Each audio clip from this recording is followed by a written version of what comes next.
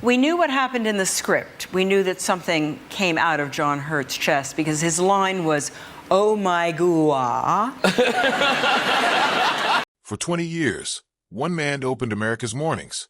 He sat across from presidents, prime ministers, and pop stars. He was the calm, familiar voice millions trusted with their coffee still brewing. Then, in the space of a single memo, all of it ended. No trial, no jury, no sentence handed down by a judge. And yet for Matt Lauer, the verdict of public opinion turned out to be just as final as any court's, and arguably harder to appeal. Matthew Todd Lauer was born on December 30th, 1957, in New York City, to Marilyn Comer, who owned a boutique, and J. Robert Lauer, an executive at a bicycle company. His parents split while he was still young, and he grew up largely in Greenwich, Connecticut. There was no dynasty behind him, no famous surname opening doors. He was, by most accounts, an ordinary kid with an unusual amount of drive and an early fascination with the mechanics of television, not the fame of it, but the craft. He enrolled at Ohio University in 1975 as a communications major. He was a diligent but restless student, and in 1979, just 4 credits short of his degree, he made the decision that would define the rest of his life. He left school to take an internship at WOWK-TV, a small station in Huntington, West Virginia. It was not glamorous work. He started as a midday news producer, then moved into on-air reporting for the station's evening broadcasts. It was the kind of unglamorous, hour-by-hour apprenticeship that television rarely talks about, but it was where Lauer learned the rhythms of live broadcasting from the ground up. The next decade was a slow climb through the ranks of local and regional television. He hosted the nationally syndicated news magazine, PM Magazine, in Richmond, then in Providence, then in New York, from roughly 1980 to 1986. He bounced between cities and formats, Boston, Philadelphia, New York again, with mixed success. Some of his shows lasted only weeks. Made in New York, a WNYW program he hosted in 1986, ran for about 15 weeks before it was canceled. It would have been easy, at that point, to read the signs and pivot to something else. He didn't. By 1992, Lauer had landed a co-anchor position on WNBC's Local Today in New York, which put him inside the same building as the network's flagship morning program. It was the break he had spent over a decade building toward. He began filling in occasionally on NBC's National Today show, first as a substitute newsreader, then more regularly. In 1994, he was named the program's full-time news anchor. 3 years later, in January 1997, when longtime host Bryant Gumbel stepped down, Lauer was elevated to co-anchor. That same year, Ohio University finally awarded him his long-delayed degree, treating his 2 decades of professional experience as a form of independent study. What followed was close to 2 decades at the summit of American morning television. Lauer interviewed sitting presidents, foreign heads of state, and global icons. Sit-downs with figures like Vladimir Putin and members of the British royal family became part of his professional signature. He anchored NBC's coverage of the Thanksgiving Day Parade and co-hosted Olympic broadcasts for years running. When Katie Couric left Today in 2006, Lauer effectively became the anchor desk central figure, the face viewers associated with the broadest, most trusted hours of the network schedule. His salary reportedly reached around $25 million a year by the final stretch of his tenure, a figure that made him one of the highest-paid personalities in television news. But the public image of steady, trustworthy Matt Lauer existed alongside a much darker undercurrent that most viewers never saw.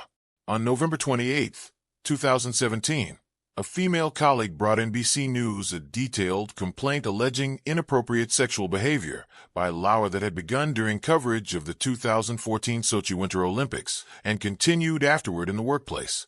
NBC News chairman Andy Lack later said the network investigated the complaint over roughly a day and a half and concluded it represented a clear violation of company standards. Lauer was fired the next morning, November 29, 2017. A termination announced live on air by his own visibly shaken co-anchor, Savannah Guthrie, who told viewers it was a sad morning at NBC News and that she and Hoda Kotb had only just learned the news themselves.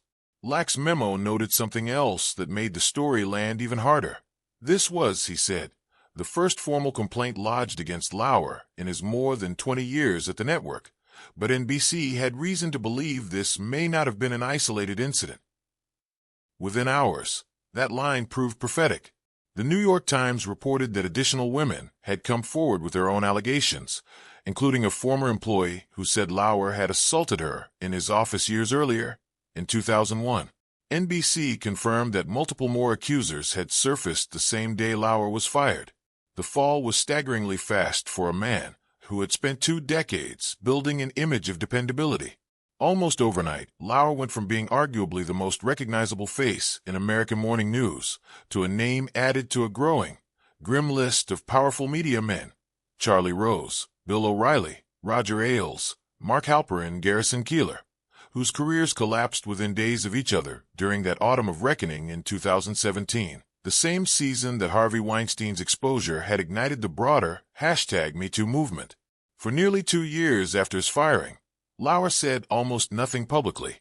He retreated to his Hamptons property, reportedly living for a time in a guest house on the estate while his marriage to Dutch former model Annette Roque unraveled around him. Sources close to the family described him during that period as isolated, ashamed, and struggling to process how quickly everything he'd built had disappeared. His silence ended in October 2019, and not on his own terms. That month, journalist Ronan Farrow published Catch and Kill, his book chronicling the reporting that helped expose Harvey Weinstein, and within its pages, a far more serious allegation against Lauer than the one that had gotten him fired. Farrow's book detailed an account from Brooke Nevels, a former NBC News producer, who said that during the Sochi Olympics in 2014, Lauer anally raped her in his hotel room while she was too intoxicated to consent, despite her repeatedly telling him she didn't want to. Nevels told Farrow the encounter derailed her life.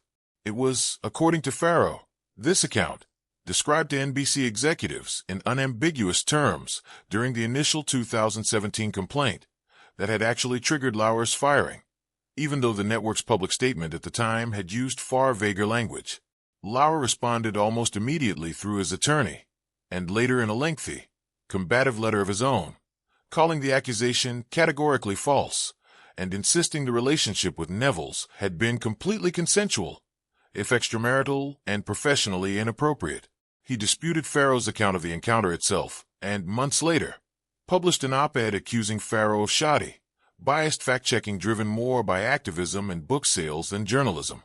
Farrow pushed back publicly, saying his reporting had been extensively verified, including through conversations with Lauer himself, and that more than a dozen corroborating sources had been interviewed around the Nevels allegation specifically.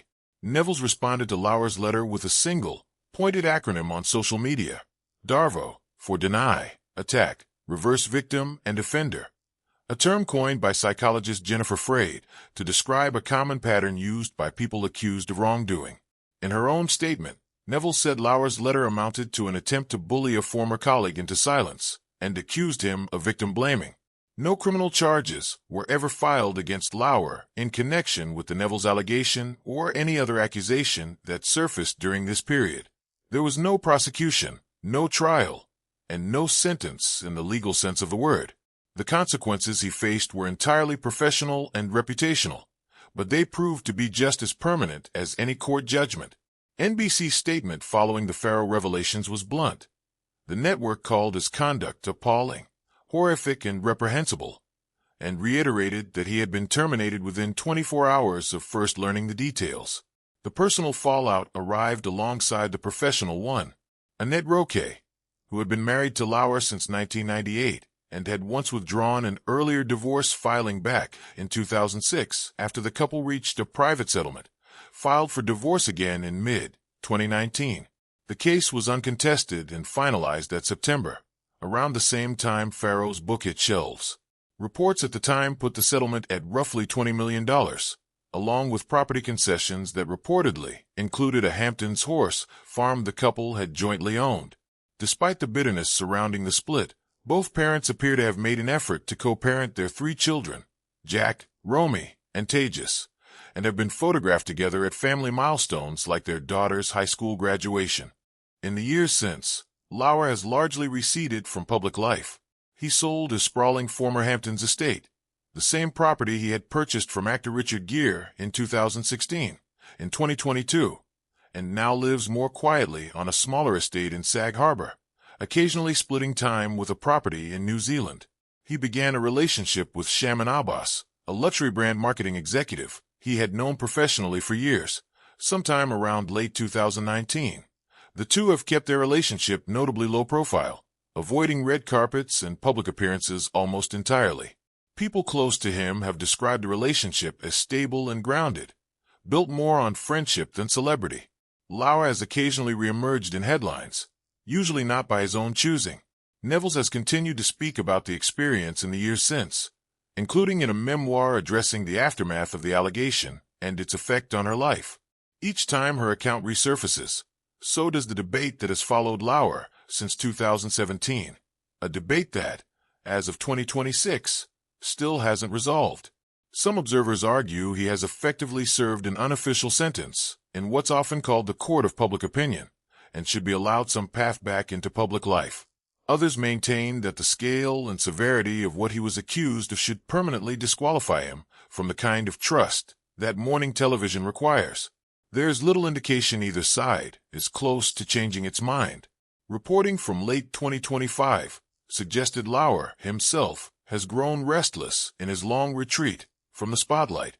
A source told People magazine that he was doing well in his private life, but wanted to find a way back into media in some capacity, even if not television, and that he had begun quietly talking to people about it. Whether that ever amounts to anything remains to be seen. The media landscape he once dominated has moved on without him, today rebuilt itself around an all-female anchor desk in the immediate aftermath of his firing, and nearly a decade later, there's little sign any major network sees an opening for his return. What makes Lauer's story different from a conventional true crime downfall is precisely the absence of a courtroom. There was no arraignment, no plea, no sentencing hearing, no appeal. The reckoning played out instead across newsroom memos, book excerpts, op-eds, and social media posts.